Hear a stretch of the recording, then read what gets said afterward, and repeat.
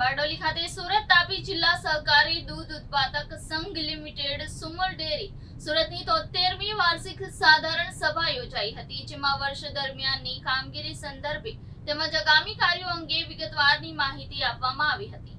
સુમલ સંશોધન અને વિકાસ મંડળની 73મી વાર્ષિક સાધારણ સભા બારડોલી ખાતે યોજવામાં આવી હતી. 73મી વાર્ષિક સાધારણ સભા કાર્યસૂચિની વાત કરવામાં આવે તો ગત વાર્ષિક સાધારણ સભાની કાર્યવાહી વાંચનમાં લઈ તેને બહાલી આપવા બાબત સુમલ સંશોધન અને વિકાસ મંડળના તારીખ 31/3/2024ના રોજ પૂરા થતા વર્ષના આવક જાવકના હિસાબી સ્વીકારી મંજૂર રાખવા બાબતે સન 2024-25માં વર્ષ માટે સુવિકાસના હિસાબો ઓડિટ કરવા માટે ઓડિટરની નિમણૂક કરવાના મુદ્દાઓ લેવામાં આવ્યા હતા. વાર્ષિક સાધારણ સભામાં કેટલીક સહકારી દૂધ ઉત્પાદક મંડળીઓને ઇનામ વિતરણ, સખી મંડળીઓને સન્માનિત પણ કરવામાં આવ્યા હતા. ગાય તેમજ ભેંસોના 100થી વધુ ભાવ ચૂકવનાર મંડળીને સન્માનિત કરવામાં આવ્યા હતા.